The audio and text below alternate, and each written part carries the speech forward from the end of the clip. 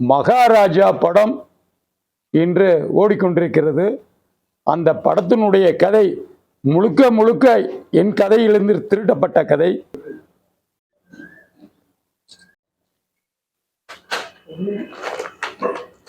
மகாராஜா படம் இன்று ஓடிக்கொண்டிருக்கிறது.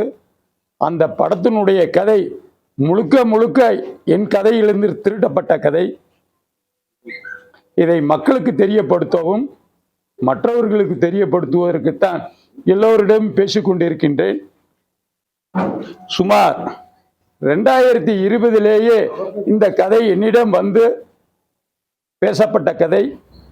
அதற்கு நான் இயக்குனரிடம் சிறு குறும்படமாக எடுத்து இதை எல்லோருக்கும் காமிக்க வேண்டும் என்று நான் பணத்தை கொடுத்து குறும்படம் எடுக்க சொன்னேன்.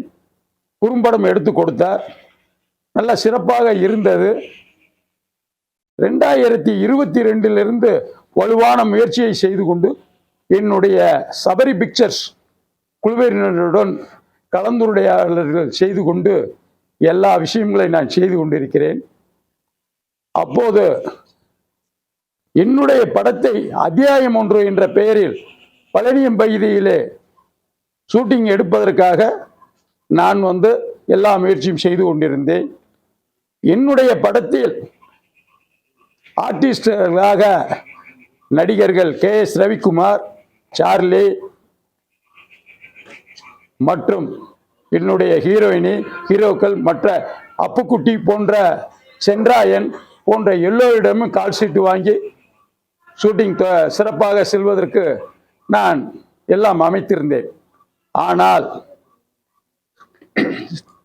ஷூட்டிங் செல்வதற்கு முன்பாகவே மழை பெய்து இடையூறாக இருந்ததனால் நான் ஷூட்டிங்கை ரத்து செய்து விட்டேன். அப்போது அந்த ஷூட்டிங்கை மறுமுறையும் நான் எடுப்பதற்காக நடிகர்களிடம் காலத்தை கேட்டபொழுது அவர்கள் எல்லாம் தேதியை கொடுத்திருந்தார்கள். அந்த தேதியும் நிர்ணயம் செய்யப்பட்டது.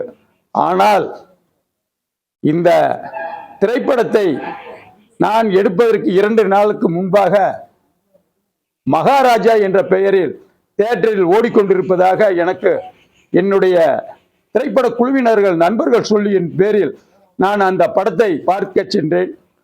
முழுக்க முழுக்க அந்த கதை என்னுடைய கதை. இதற்கு என்ன செய்ய வேண்டும் என்று ஆராய்ந்த பொழுது நேராக சங்கத்திற்கு சென்றேன், சினிமா சங்கத்திற்கு சென்றேன். பாக்யராஜ் அவர்களிடம் நான் தபால் கொடுத்தேன்.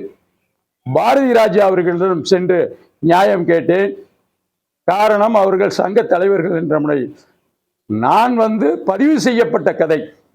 இந்த பதிவு செய்யப்பட்ட கதை எந்த முகாந்திரத்தில் வெளியே சென்றது என்றால் அதற்கு காரணம் உண்டு, அதற்கு சாட்சியம் உண்டு.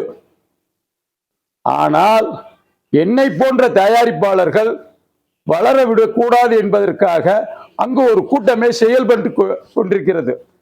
விஷால் அவர்கள், நடிகர் விஷால் அவர்கள் சொன்னார்கள், சிறு தயாரிப்பாளர்கள் வளர்வதற்கு நாம் வழிபட வேண்டும் என்று. இன்னும் எண்ணற்ற நண்பர்கள் திரையுலகத்தைச் சேர்ந்தவர்கள் சொல்லிக்கொண்டுதான் இருக்கிறார்கள். ஆனால் வளர்வதோ வேறாள்கள், எங்களை போன்றவர்கள் வளர்வதற்கு இல்லை.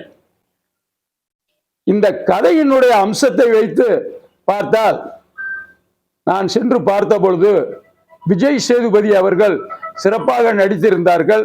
இதை தயாரித்த தயாரிப்பாளர் சிறப்பாக செய்திருந்தார். ஆனால் இயக்குனர் என்ற முறையில் அந்த திருட்டு நாய் எனது கதையை திருடிவிட்டது. அதற்கு ஆதாரம் உள்ளது. நான் பெற்ற பிள்ளைக்கு நான் பெயர் வைக்க வேண்டும். திருட்டு நாய், சமூகத்தில் வாழ தெரியாதவன்.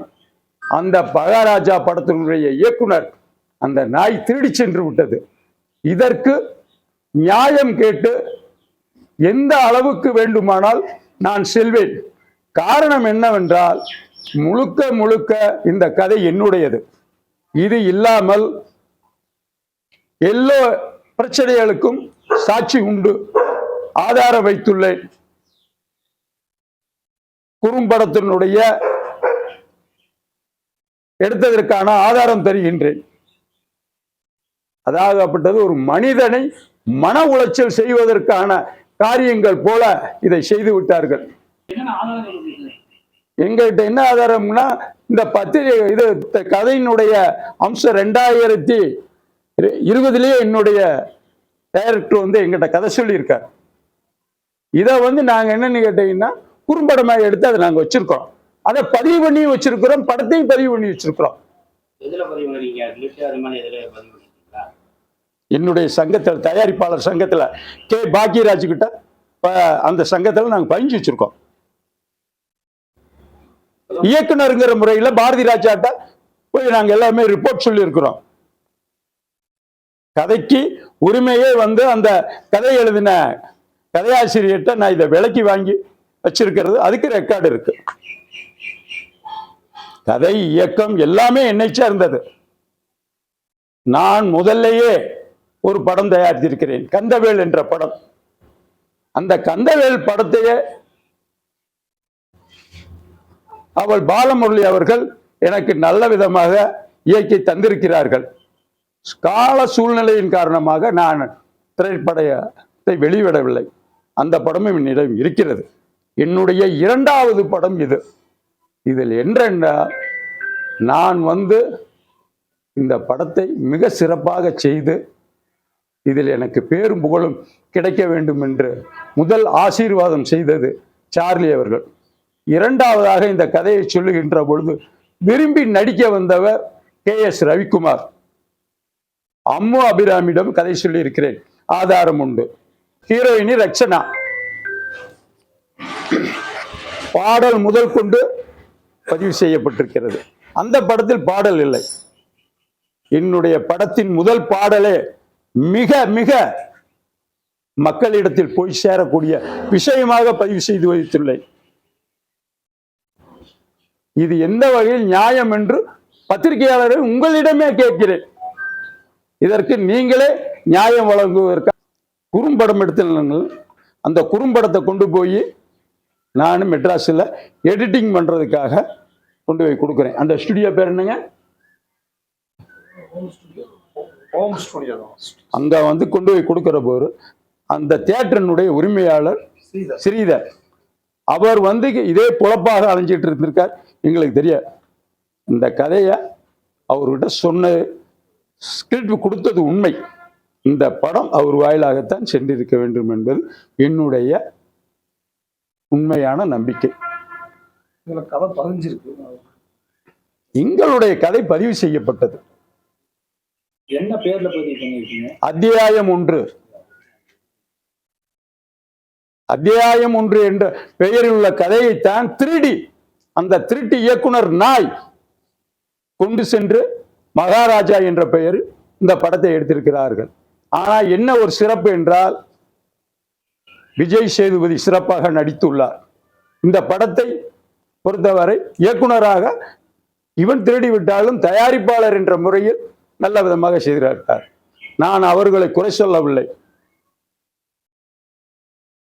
இது என்ன வகையில் நியாயம்? அவனுக்கு 7 வருஷமாக கதையே இல்லை. ஒரு படம் பண்ணியிருக்காரு, 7 வருஷமா படமே இல்லை. அவன் சொன்ன கதையினுடைய ஸ்டோரி நயன்தாரா உள்பட பாக்கியராஜ் மகன் உள்பட இந்த கதையை சொல்லி வேறு மாடல்ல சொல்லியிருக்காங்க. அவங்க வேணான்ட்டாங்க. இதுல வந்து நான் அப்பாவும் பொண்ணுமா வச்சிருக்கிறேன். அதுல வந்து அவரு அம்மாவும் மகனுமாக கதை சொல்லியிருக்கார். இத இன்னொரு பேட்டி விட்டு கொடுத்துருக்காருன்னு கேட்டீங்கன்னா, இந்த இயக்குனர் எனக்கு ஒரு பிட் அளவு கிடைத்தால் நான் படத்தை எடுத்து விடுவேன் எந்த ஒரு கதையிலும் இருந்து அப்படி என்பதை அவரே வந்து பேட்டி ஒன்று சொல்லியிருக்கிறார். இதற்கு மேல் என்ன ஆதாரம் வேண்டும்?